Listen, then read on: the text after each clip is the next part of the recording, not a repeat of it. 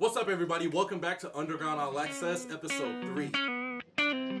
Yes, episode 3. Hey, don't forget to like and subscribe. Oh God, she sent me pictures of her bed and I can see myself there. I've been on a ledge, I think it's time for some self-care. I'm just a sicko, you know. Now, this week, I'm super stoked because we have a super special guest in the building right now. Can I get a round of applause for Phil? With the period at the end. Don't forget to put the period at the end. Put the period at the end. It's gotta be. Stop playing with me. All right, man. Would you like to introduce yourself real quick? Yeah. Like who you are? You want to give them a little bit of background? No. All right, bet. So let's just dive straight in. I'm just gonna kind of go through some samples, and if you hear anything that you're digging, I was in let me Hamilton. know. Oh, word? Hamilton. What is Hamilton? I've never heard of that actually. It's nothing, man. Okay, you were on Broadway? No, it's the Chicago version. Oh, so you were like kind of in Hamilton? No, I was in Hamilton. Like ish. I played Hamilton. Right. Got you. Awkward. I feel like the energy is going to slow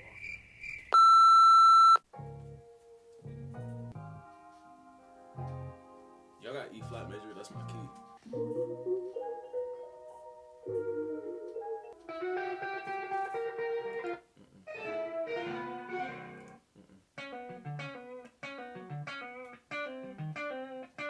I like the progression. Yeah, I like this sample, so we're gonna see what we can do with this.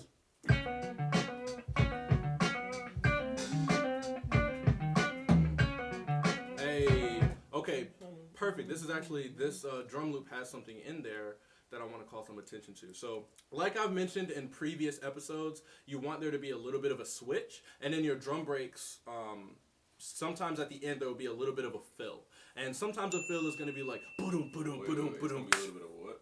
A fill, like a drum fill. Oh, shout out to Phil in the building right now. Let's go. So we'll have a little bit of a drum fill, and so this loop in particular doesn't necessarily have a full like 4-bar fill, but there's a little bit of a tom hit, and that's really nice to just switch up the rhythm every once in a while. So let's see what that sounds like.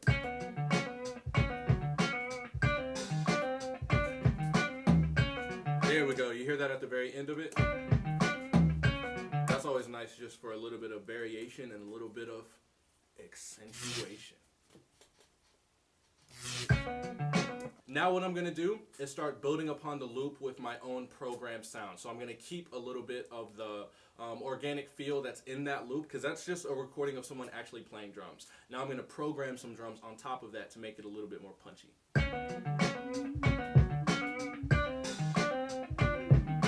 I like that! Alright.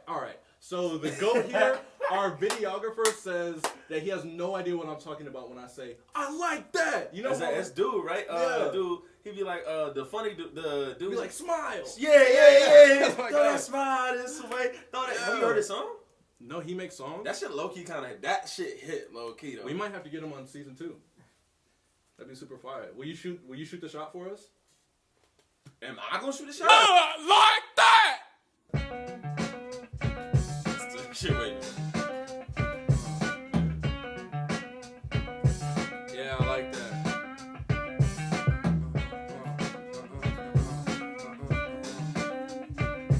Oh yeah, this is gonna be super fire.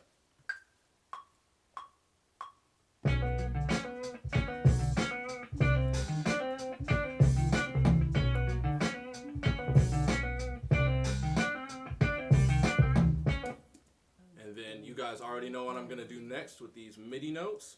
I'm going to say it with me. Quantize. You're almost there. Okay, so quick story. There was one time where Phil had a song, and he had like sent it to me just for me to listen to, and I was in the studio, and I was just like, yo, like I would body this. Like I told him, I hit him right back. I was like, yo, just send me the open. I'm about to kill this. And I think I had been drinking a little. Mind bit. you, I was excited as a mother. I was like, he about to snap. And I was drinking responsibly, you know, and I lay the verse and I send it to him, and I don't even think about it, right? And I'll wake up the next morning, and he hadn't responded yet. And usually when I send him a verse back, he hits me right back like, yo, this was crazy. He hadn't said nothing. I was like, nah, he didn't hear it yet. You know what I'm saying? And my friend comes over, And I'm just like, yo, bro, you got to hear this record I did last night. I did a song with Phil. And he's like, oh, you want Phil? Another one? Can't wait. And we press play, and we're just like, wait, nah. Nah, I just started off weird. You know what I'm saying? Horrible. The worst verse I've ever done. I had to hit him and apologize. All right, so I think I'm pretty happy with where the beat is right now. Now we're gonna finish up some vocals and get ready to record. Let's get it.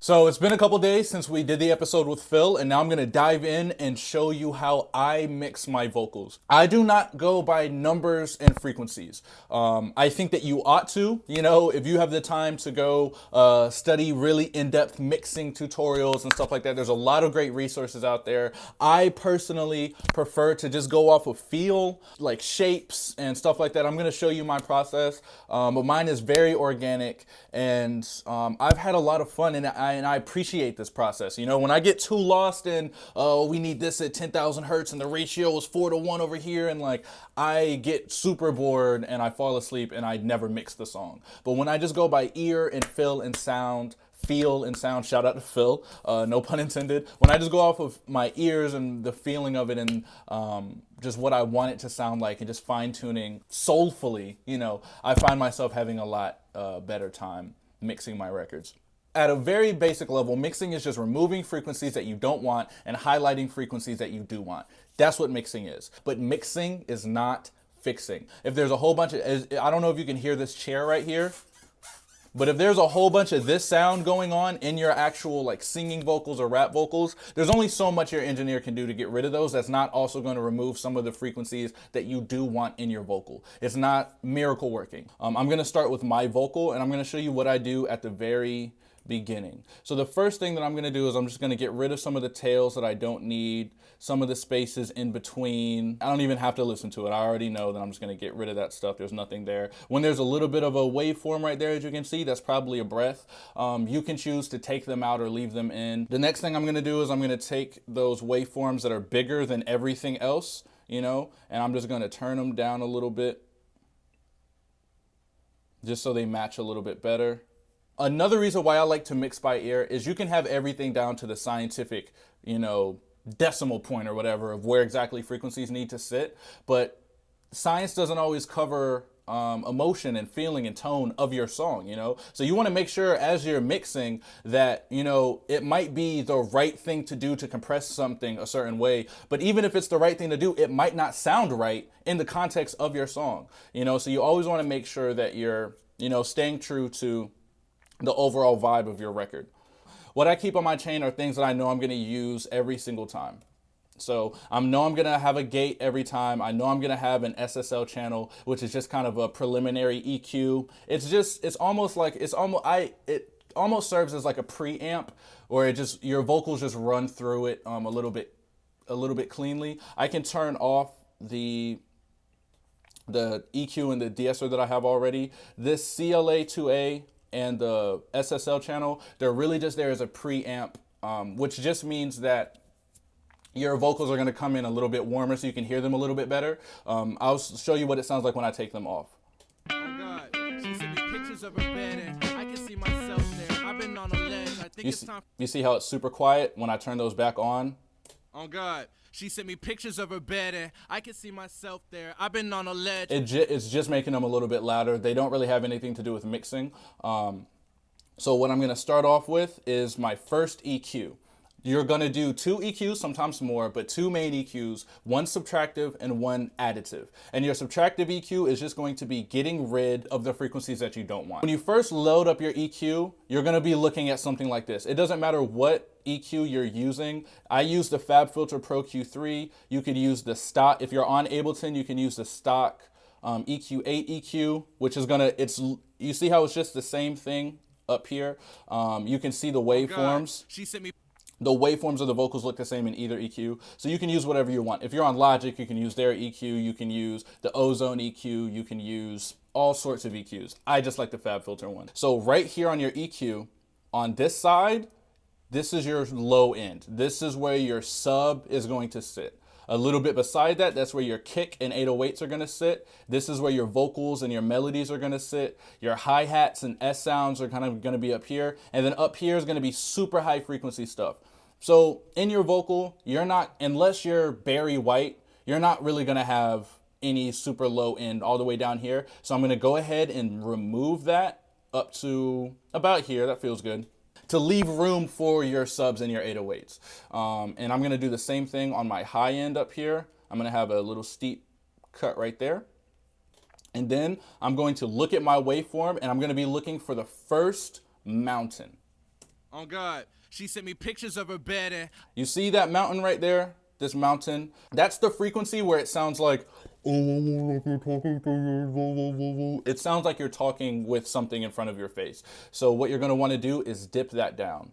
And then from there, I'm going to add another one. Oh God, she sent me pictures of her... So see when I say picture, how it dips up right here? Oh God, she sent me pictures of... Just follow the shapes. It's gonna tell you everything that you need to know. Now I know that that's where those P's sit. I'm just gonna go ahead, dip them down a little bit. And so this is what my EQ is gonna look like every single time to start off with. There's gonna be a low pass and a high pass cutoff right here, and then two little dips around the muffled sound and where my plosives are. Then from there, I do what's called sweeping around. I'm gonna create a couple bands so you can see what I'm going for. I'm gonna do one around here, one around here, one around here, here, and then here. So when I say sweeping, what I mean is you're gonna take up your EQ all the way up here, thin it out. So you're gonna hear the it's boosting the frequencies that are like super annoying, so you know where to cut out. And so if I play it. Oh God, she sent me myself there. I've been on a ledge. I think it's time for some self-care. And you just move, you just sweep it from left to right to figure out the most annoying thing that you wanna take down. So let's listen to it together. Oh God, she sent me pictures of her bed and I can see myself there. I've been on a... I think around there is where I want to cut it. Listen to it again with just the frequencies. Oh God, she sent me pictures of her bed and I can see myself there. I've been on a ledge. Yeah, I don't like that. That radio sound, I'm going to go ahead and dip that down. And we're going to do the same thing for the next band. Take that all the way up there.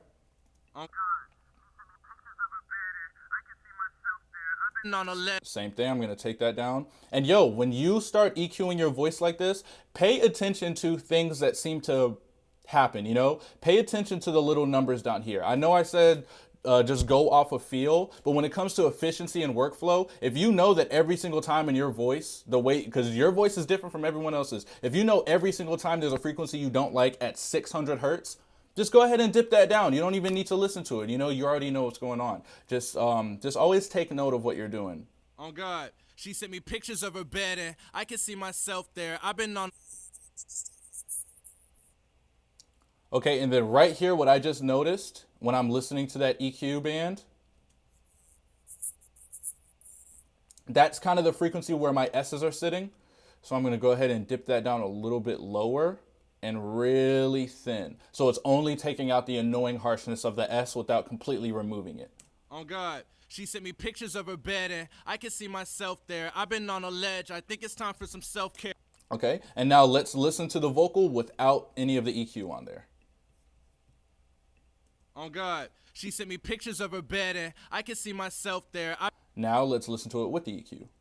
Oh God, she sent me pictures of her bed and I can see myself there. I've been on a ledge. There we go. We just evened it out and thinned the vocal a little bit and took out the frequencies that we didn't like. Now the next thing I'm going to do is add what's called an additive EQ, and that's where you're going to boost your frequencies that you do want. So now I'm going to add my additive EQ, and you always want to add your additive EQ after you've done your subtractive, because with your additive, it's in the name, you're adding the frequencies that you want. You're boosting what's there. If you don't do that, or if you put your additive before your subtractive, that means you're adding in the frequencies that you don't want, right? So just do your subtractive, then additive. When you're mixing a record, a big key is thinking about who is going to be listening to this. Think about your audience. Think about your friends. What are they listening to it on? People are listening it to listening to your music on their phone, in their car, in headphones, and not everybody is going to have high quality studio speakers. A lot of people are just going to be listening on really basic stuff, and on really basic headphones and speakers and stuff like that, your low end is not going to be super present, and if it is, it's going to be really crunchy, right? The high end is what is going to be the most audible. So what I like to do on my vocals and my beats and even my 808s is boost the high end by adding what's called a high shelf a little bit here, just to bring it up, and that's just going to make it stick out a little bit more on some of the lower quality speakers. Now, if you're, making a record for, I don't know, a big stadium where it's going to be coming through really loud on really nice speakers, you're not going to do that, right? Because then that high end is going to crush some people. But if you're just making it for, iTunes, Spotify, like you want to get on some playlists, or you just want to play some stuff in the car for people, just boost that high end. It's going to sound better for people. I know I listen to music through my phone in the shower all the time, and I'm not hearing any of the bass. You know what I'm saying? I'm only hearing that high end. So it's for situations like that where I just boost it a little bit. Oh God, she sent me pictures of her bed and I can see myself there. I've been on a ledge, I think it's time for some self-care. I'm just a sicko, you know how this shit go. Gas that's in my roll-up is way more than a sicko. And I'm also going to add a little bit of a wall around this range, just so those S sounds and T sounds don't interfere with the hi-hats that are going to be in that same frequency. Oh God, she sent me pictures of her bed and I can see my... All right. And I'm also going to, just because I know my voice, I don't have a whole lot of low end in my voice, so I'm going to add what's called a low shelf in my EQ and bring up my low end a little bit. Oh God, she sent me pictures of her bed and I can see myself there. I've been on a ledge, I think it's time for some self-care. I'm just a sicko, you know how this shit go. Gas that's in my roll-up is way more than a sicko. You dig? Now my additive EQ and my subtractive EQ are done. I'm going to add a little bit of a de-esser to just tone those S sounds just a little bit more. Pictures of her bed and I can see myself there. I've been on a ledge, I think it's time for some self-care. I'm just a sicko, you know how this shit go. Gas that's in my roll-up is way more than a sicko. And then now I'm going to get into compression. The first thing you know when you start messing with the compressor is that if you just turn up the gain, it's going to make it louder. So compression is like making your song louder. But what it's really doing is that it's evening out all of your frequencies. So see how right here, this is a little bit quieter than this. If I was to turn this whole channel up, as much as I could, that means this is going to get louder at the same rate that this is going to get louder. So this might sound good, but now this is going to be blowing out your eardrums. When you put a compressor on there, it's just going to make sure that they're all only going to tailor the waveforms to each other. So it's just not going to be, no frequency is going to be too loud or too quiet. My favorite compressor is the CLA76. I'm going to throw that on there. Pictures of her bed and I can see myself there. I've been on a ledge, I think it's time for some self-care. I'm just going to boost the attack a little bit. So what I do is called compression sweeping. Think about compression like this. Think about a really tall man or woman or whatever walking into a doorway, right? The frame of the door is going to be your ceiling, right? Now, when they're walking into the doorway, whatever they need to dip down at to go through the doorway, that's where they're going to stay. And so an attack is just going to be kind of setting how much they're, wherever the bottom of that doorway is going to be. I like to start with a really long attack and a really short release. And a release is just how fast this person ducks down to get there. So they can either duck down like this to go through, or they can just duck down like this. So I like to start with a really slow attack, really fast release, and then just kind of sweep it from there and see what sounds right. Pictures of her bed and I can see myself there. I've been on a ledge, I think. So as you can see, when I say pictures, it comes in really hot and then it gets really quiet for a while. So let's try to fix that. Pictures of her bed and pictures of her... What happens if we just turn the release all the way up right there? Pictures of her bed and I can see myself there. I've been on a ledge, I think it's time for some self-care. I'm just a sicko, you know how this shit go. Gas that's in my roll-up is way more than a sicko. You dig? Pictures of her bed and I can see myself there. I've been on a ledge. I think it's time for some self-care. I'm just a sicko. You know how this shit go. Gas is in my... Cool. The reason I like that CLA 76 is it adds a little bit of a body, a little bit of a warmth to the vocal, which I find really nice. Now let's listen to it in context with the beat.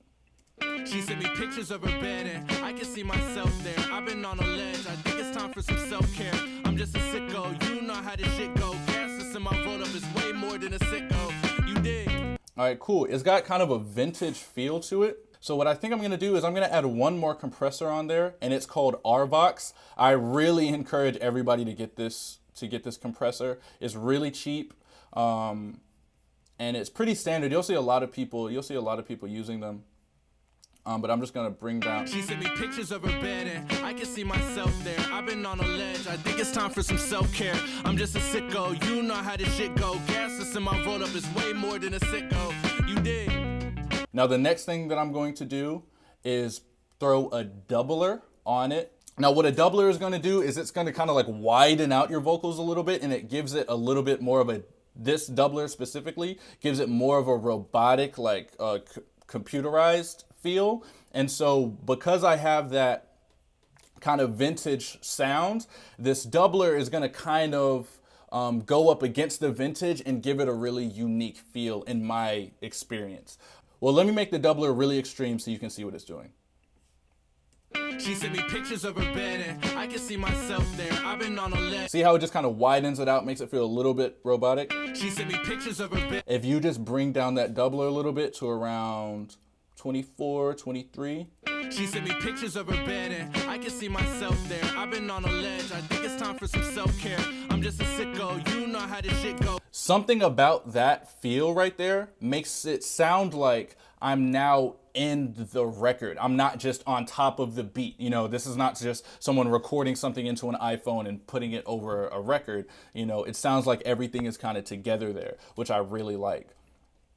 And then so after I double it, I put what's called an exciter on there. My favorite exciter is an Aphex Vintage exciter. It's almost like distortion.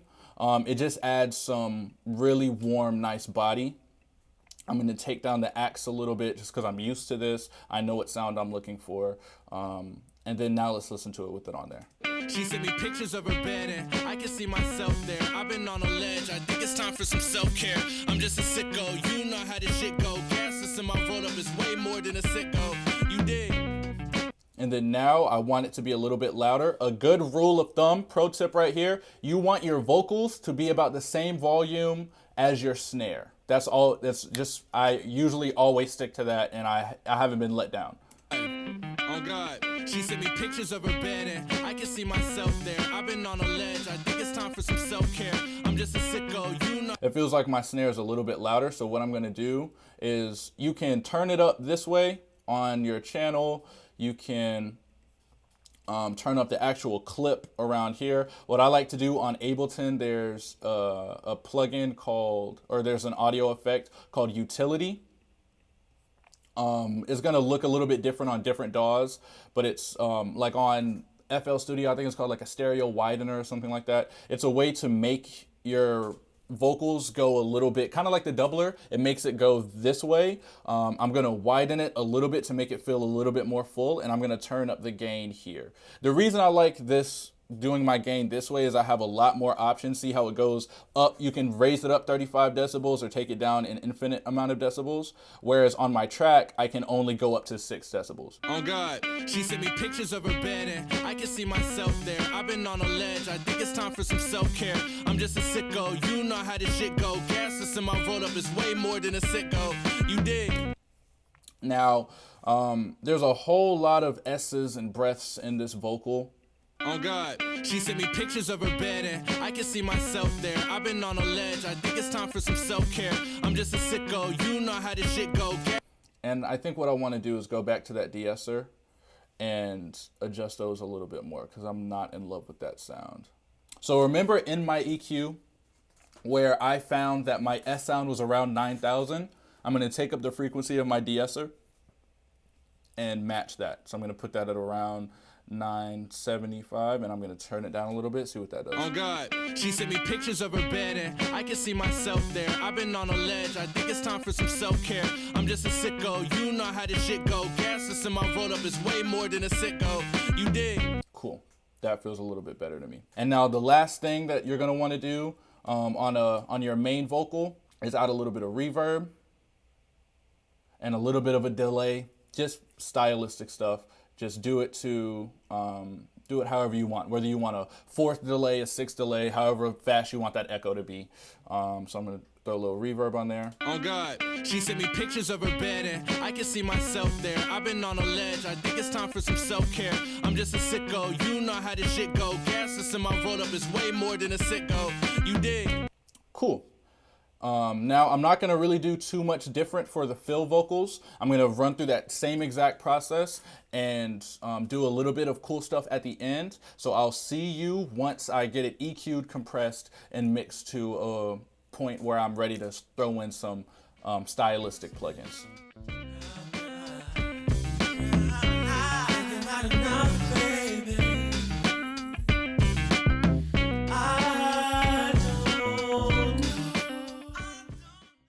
All right, boom. So I've got Phil's vocals to a good place. I repeated the exact same process that I just did. And I'm going to show you something a little bit different that I'm going to do with singing vocals versus rap vocals. Now, the first thing that I'm going to do is, because Phil did that the first take. Those lips, brown eyes, thinking about another baby. And then he doubled that up with the second take. Those lips, brown eyes, thinking about another baby. I've got 2 of the same thing. So let's listen to those together. Those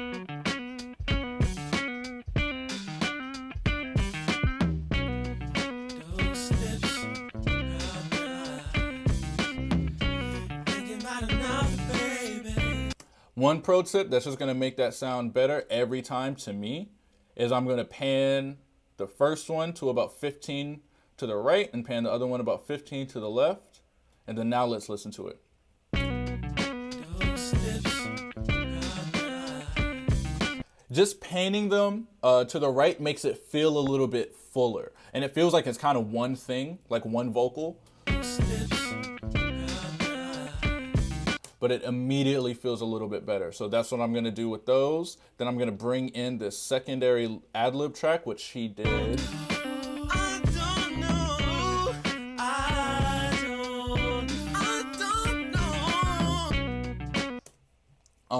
One fun thing that I like to do with ad-libs like that is adding in an EQ. It doesn't matter what type of EQ you do. So I'm just gonna use a stock Ableton one on this track right here.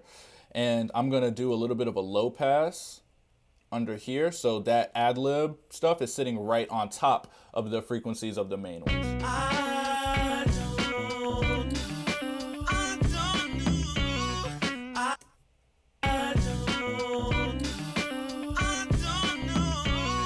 So now let's listen to it without the EQ.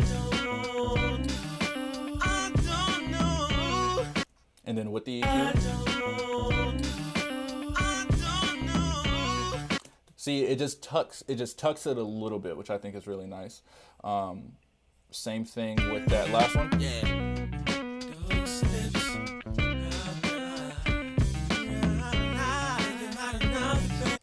Ooh, that sounds good. I'm actually gonna take that same EQ, put that on this one.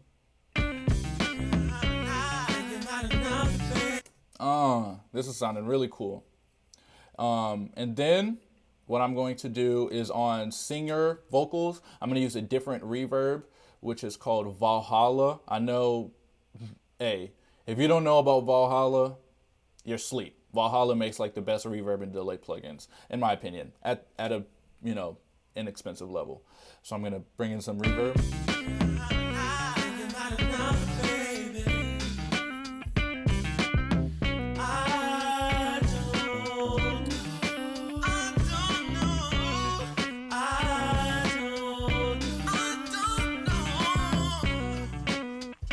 Okay, boom. And then from here, once you add a little bit of reverb, you can also add a little bit of a delay if you want to.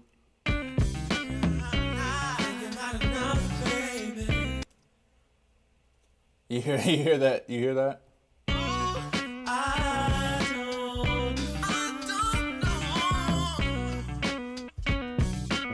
Like a nice reverb and a nice little bit of delay on a singing vocal just makes it feel really fun, adds a lot of movement. And once you have those, then it's time for you to just get artistic, do whatever you want. You can put a flanger on there, you can put some overdrive. The last thing that I'm gonna personally add is a Sound Toys plugin called a Micro Shift. It just adds a really cool body to vocals. Put that on there. Sicko, you know how this shit go. Gas system I rolled up is way more than a sicko. You did. Those lips, you're not enough, baby. I don't know. After you've done all that, bounce out all your stems, send it to somebody to master the record, to do all the really fine-tuning stuff, and you're all done. Or master it yourself, or drop it as it is. I think it sounds pretty cool. Even though I have only done this in my headphones, the next thing that I would do, I'm not gonna spend too much time with it right now, is listen to it through some monitors and make adjustments from there. Maybe in the monitors, I could use a little bit of a boost in the low end, then take my record, go to my car, listen to it there. What's it sound like there? What's it sound like on the phone? You know, but I like to get started with my headphones so I can get really intimate with the vocals. So boom, I think my mix, this is kind of my first like rough draft mix. I'd probably do 3 or 4 more, but I just wanted to show you guys the process of how I do it. I want to give a big shout out to Phil for coming down and hanging out with me and laying some vocals on this. Make sure you go stream all of his music. We'll leave a link to his Instagram right here. My name is Demeanor. This has been Underground All Access. Don't forget to like, comment, and subscribe. And definitely leave comments. I want to know what you guys want to see from me. You know, are there any aspects of mixing or production or sound treatment or equipment that you want to know more about? Let me know. And if I ain't got the answers, I'll find them for you. That's what I'm here for. But yeah, this has been Underground All Access. Thanks so much for tuning in. I'll catch you on the next one. Yes, episode 3. Hey, don't forget to like and subscribe. On God, she sent me pictures of her bed and I can see myself there. I've been on a ledge, I think it's time for some self-care. I'm just a sicko, you know how this shit go. Gas system I rolled up is way more than a sicko. You did.